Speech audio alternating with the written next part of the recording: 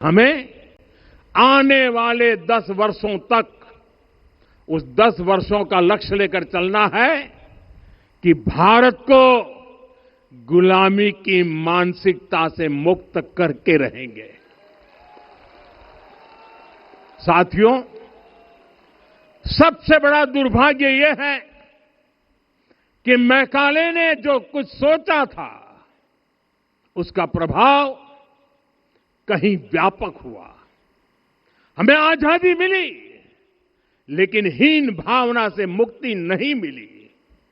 हमारे यहां एक विकार आ गया कि विदेश की हर चीज, हर व्यवस्था अच्छी है और जो हमारी अपनी चीजें हैं उनमें खोट ही खोट है। साथियों, गुलामी की यही मानसिकता है जिसने लगातार यह स्थापित किया। हमने विदेशों से लोकतंत्र लिया। कहा गया कि हमारा संविधान भी विदेश से प्रेरित है, जबकि सच ये है कि भारत लोकतंत्र की जननी है, मदर ऑफ डेमोक्रेसी है। लोकतंत्र हमारे डीएनए में है। साथियों, अगर आप तमिलनाडु जाएंगे तो तमिलनाडु के उत्तरी हिस्से में उत्तीरमेरूर गांव है। वहां हजारों वर्ष पहले का एक शिलालेख है। उसमें बताया गया है कि उस कालखंड में भी कैसे लोकतांत्रिक तरीके से शासन व्यवस्था चलती थी, लोग कैसे सरकार चुनते थे। लेकिन हमारे यहां तो मैग्ना कार्टा की प्रशंसा का ही चलन रहा। हमारे यहां भगवान बसवन्ना, उनके अनुभव मंटपा की जानकारी भी सीमित रखी गई।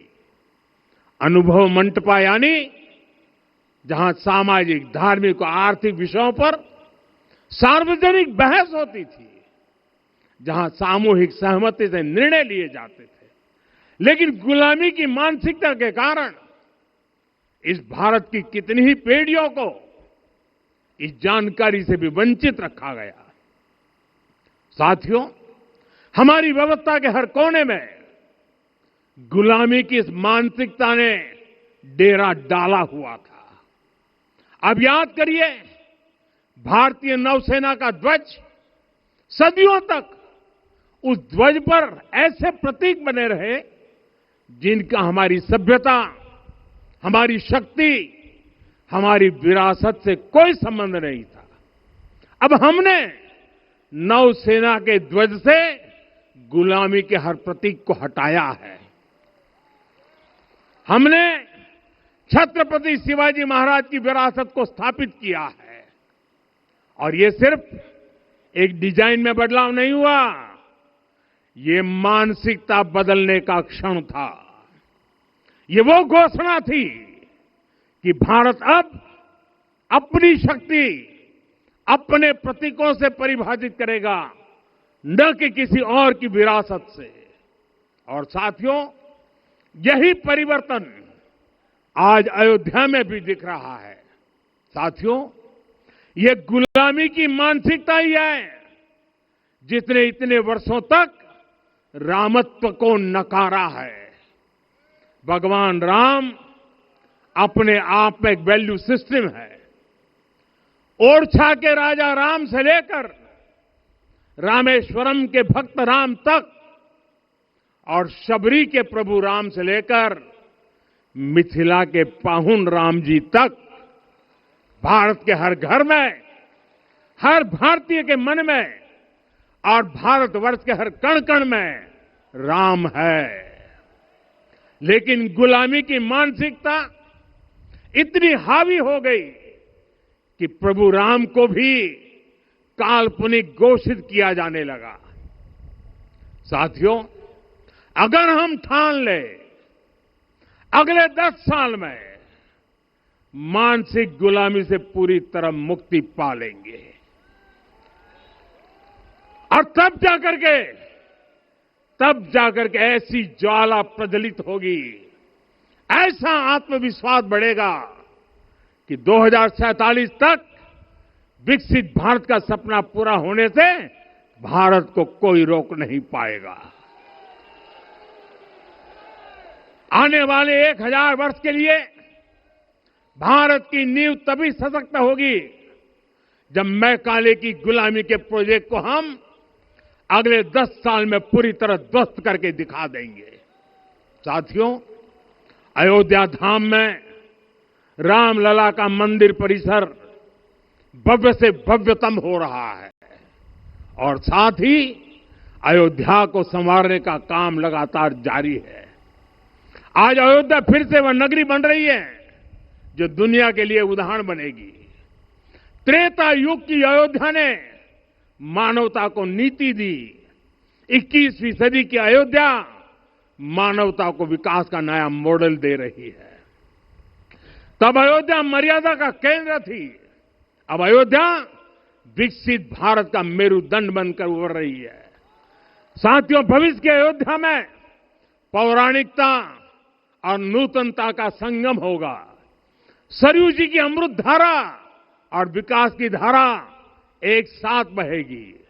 यहां आध्यात्म और आर्टिफिशियल इंटेलिजेंस दोनों का तालमेल दिखेगा। राम पथ, भक्ति पथ और जन्मभूमि पथ से नई अयोध्या के दर्शन होते हैं। अयोध्या में भव्य एयरपोर्ट है। अयोध्या में आज शानदार रेलवे स्टेशन है। वंदे भारत और अमृत भारत एक्सप्रेस जैसी ट्रेनें अयोध्या को बाकी देश से जोड़ रही हैं। अयोध्या वासियों को सुविधाएं मिले, उनके जीवन में समृद्धि आए, इसके लिए निरंतर काम चल रहा है। साथियों, जब से प्राण प्रतिष्ठा हुई है तब से लेकर आज तक करीब करीब 45 करोड़ श्रद्धालु यहां दर्शन के लिए आ चुके हैं। ये वो पवित्र भूमि है जहां 45 करोड़ लोगों के चरण रज पड़े हैं और इससे अयोध्या और आसपास के लोगों की आय में आर्थिक परिवर्तन आया है, वृद्धि हुई है। कभी अयोध्या विकास के पैमानों में बहुत पीछे थी। आज अयोध्या नगरी यूपी के अग्रणी शहरों में से एक बन रही है। साथियों, 21वीं सदी का आने वाला समय बहुत महत्वपूर्ण है। आजादी के बाद के 70 साल में भारत विश्व की 11वीं सबसे बड़ी अर्थव्यवस्था बना। 70 साल में 11वीं। लेकिन पिछले 11 साल में ही भारत विश्व की 5वीं सबसे बड़ी अर्थव्यवस्था बन चुका है। और वो दिन दूर नहीं जब भारत विश्व की 3री सबसे बड़ी अर्थव्यवस्था भी बन जाएगा। आने वाला समय नए अवसरों का है, नई संभावनाओं का है और इस अहम कालखंड में भी भगवान राम के विचार ही हमारी प्रेरणा बनेंगे। जब श्री राम के सामने रावण विजय जैसा विशाल लक्ष्य था, तब उन्होंने कहा था, सौरज धीरज ते ही रथ चाका, सत्यशील दृढ़ ध्वज पताका, बल विवेक दम परहित गोरे, क्षमा कृपा समता रजु जोरे। यानी रावण पर विजय पाने के लिए जो रथ चाहिए, शौर्य और धैर्य उसके पहिए हैं, उसकी ध्वजा सत्य और अच्छे आचरण की है, बल, विवेक, संयम और परोपकार इस रथ के घोड़े हैं। लगाम के रूप में क्षमा, दया और समता है जो रथ को सही दिशा में रखते हैं। साथियों, विकसित भारत की यात्रा को गति देने के लिए ऐसा ही रथ चाहिए, ऐसा रथ जिसके पहिए शौर्य और धैर्य हो, यानी चुनौतियों से टकराने का साहस भी हो और परिणाम आने तक दृढ़ता से डटे रहने का धैर्य भी हो। ऐसा रथ जिसकी ध्वजा सत्य और सर्वोच्च आचरण हो, यानी नीति नीति, नियत और नैतिकता से समझौता कभी न हो। ऐसा रथ जिसके घोड़े बल, विवेक, संयम और परोपकार हो, यानी शक्ति भी हो, बुद्धि भी हो, अनुशासन भी हो और दूसरों के हित का भाव भी हो। ऐसा रथ जिसकी लगाम क्षमा, करुणा और संभाव हो, यानी जहां सफलता का अहंकार नहीं और असफलता में भी दूसरों के प्रति सम्मान बना रहे। और इसलिए मैं आदरपूर्वक कहता हूं, ये पल कंधे से कंधा मिलाने का है, ये पल गति बढ़ाने का है। हमें वो भारत बनाना है जो राम राज्य से प्रेरित हो, और ये तभी संभव है जब स्वयं हित से पहले देश हित होगा, जब राष्ट्रहित सर्वोपरि रहेगा।